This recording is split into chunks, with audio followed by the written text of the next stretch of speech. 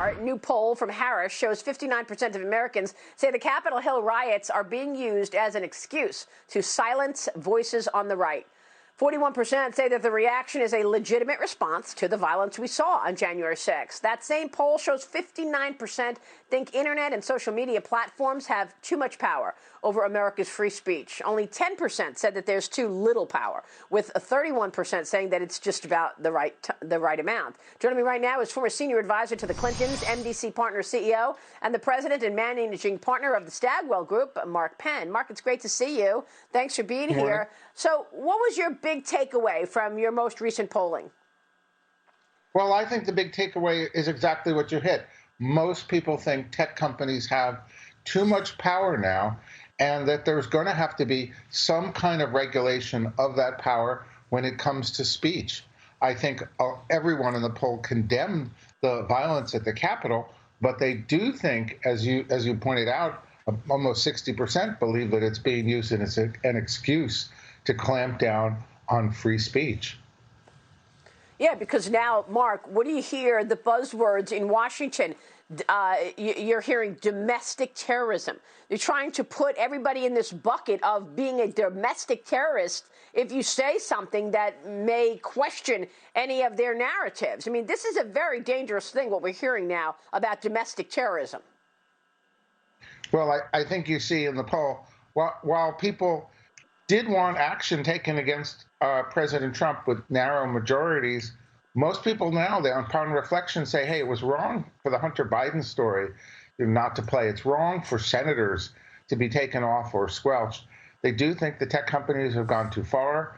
Maybe they need regulation. I personally think we need something like an Internet Commerce Commission.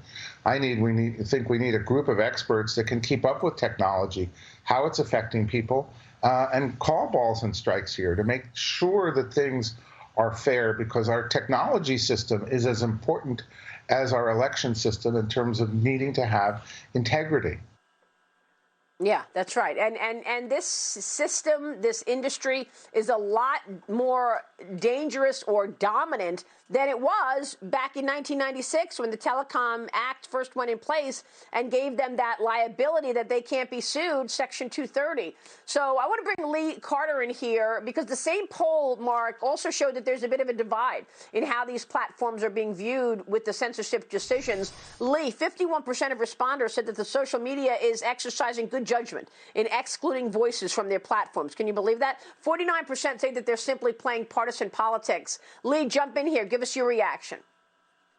I mean, in my opinion, it just shows how divided we are. Based on where you sit is how you're going to view this reaction by social media companies. You're either going to say it's appropriate or not if it agrees with your worldview. And so I think it can both be true that people believe that, social media has gone too far, and people also can blame Trump for what happened. I don't think that's an either or, but I think the technology companies really need to be careful right now because it's going to be really popular to regulate them. It's going to be really popular to come down hard on them when you look at how people use free speech. And I'm curious, Mark, if you were going to be advising these companies as a corporate advisor, because I know that you do that as well, what would you tell them on how to prepare for what's about to come? Well, I think that any company and tech companies have to balance the right of free speech with their obligation to remove genuinely objectionable content or content that promotes violence. But that means having a standard that may not be as broad as the First Amendment, but is much closer to it than some of what we're seeing. And it means having an appeal mechanism and notice and an ability for people to get back on platforms. Right now, it's the Wild West of companies making decisions without any real information to people and not wanting to explain those decisions.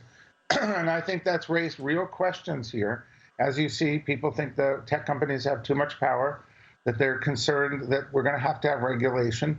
And I think back in '96, when we put this clause into effect, we also put the voluntary rating system into effect, because at that time we were mostly concerned about the entertainment industry. Now we're concerned about the tech industry, and it's either got to be voluntary or it's going to have to be regulated, but I don't think it can stay the way it is. So you think that we will see regulation then, Mark? Do you think they will be able to roll back Section 230, or they won't do it because the Democrats are in control? Well, I think Section 230 may come under legal attack.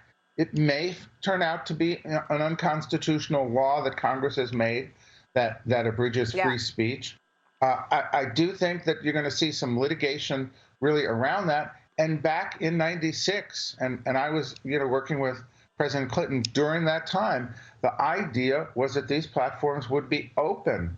We never imagined that the platforms would be used to restrict pure political speech. Yep, absolutely.